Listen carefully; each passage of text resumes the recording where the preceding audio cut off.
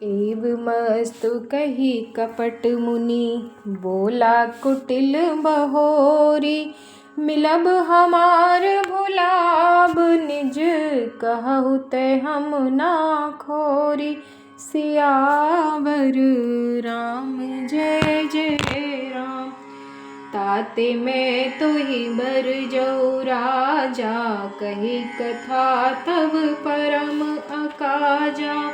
छठे श्रवण यह परत कहानी, नास तुम्हार सत्य मम बानी। यह प्रगटे अथवा द्विज श्रापा, नास तोर सुन भानु प्रतापा।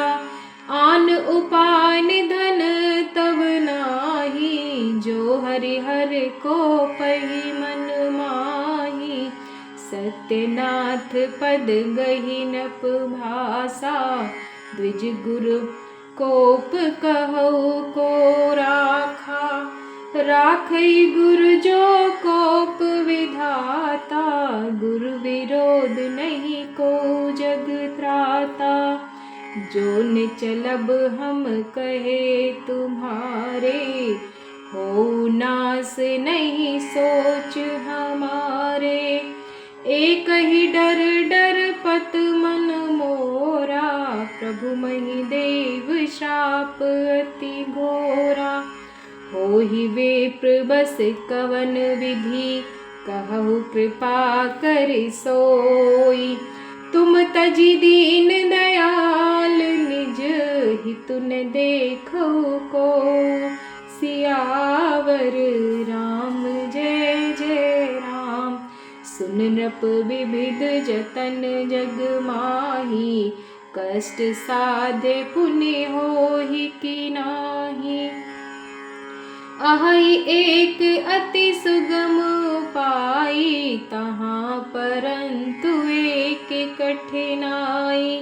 मम आधीन जुगति नृप सोई, मोर जाब तब नगर न होई।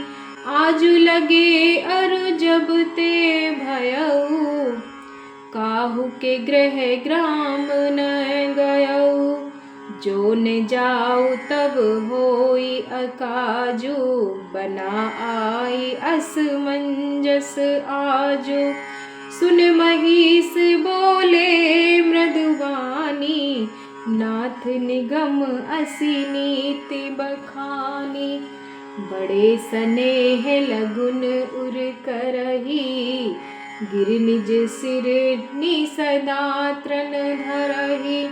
जलधि अगाध मोल बहा फेनु, संतत धरनि धरत सिर रेनु।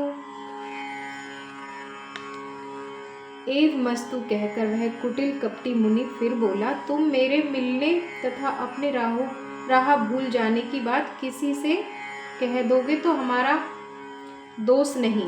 हे राजन, मैं तुमको इसलिए मना करता हूँ कि इस प्रसंग को कहने से तुम्हारी बड़ी हानि होगी। छठे कान में यह बात पड़ते ही तुम्हारा नाश हो जाएगा। मेरा यह वचन सत्य जानना।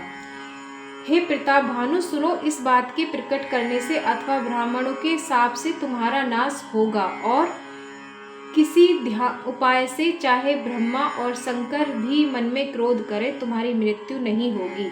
राजा ने मुनि के चरण पकड़कर कहा, हे स्वामी, सत्य ही है, ब्राह्मण और गुरु के क्रोध से कहिए कौन रक्षा कर सकता है। यदि ब्रह्मा भी क्रोध करे तो गुरु बचा लेते हैं, पर गुरु से विरोध करने पर जगत में कोई भी बचाने वाला नहीं है। यदि मैं आपके कथन के अनुसार नहीं चलूँगा तो भले ही मेरा नाश हो जाए, मुझे इसकी चिंता नहीं है। मेरा मन तो हे प्रभु एक ही डर से डरता है कि ब्राह्मणों का शाप बड़ा भयानक होता है। वे ब्राह्मण किस प्रकार से बस में हो सकते हैं, कृपा करके वह भी बताइए। हे दीन दयालो, आपको छोड़कर और किसी को मैं अपना हितु नहीं देखता। हे राजन सुनो, संसार में उपाय तो बहुत है, पर वे कष्ट साध्य हैं, और इस पर भी सिद्ध हो या न हो उनकी सफलता निश्चित नहीं है। हाँ, एक उपाय बहुत सहज है, परंतु उसमें भी एक कठिनता है। हे राजन, यह युक्ति तो मेरे हाथ है, पर मेरा जाना तुम्हारे नगर में हो नहीं सकता। जब से पैदा हुआ हूँ तब से आज तक मैं किसी के घर अथवा गांव नहीं गया।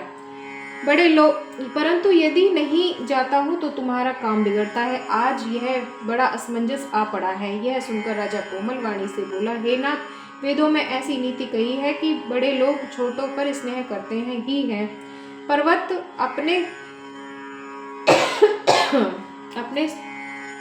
अपने सिरों पर सदा तृण को धारण किए रहते हैं। अगाध समुद्र अपने मस्तक फेन को धारण करता है और धरती अपने सिर पर सदा धूलि को धारण किए रहती है।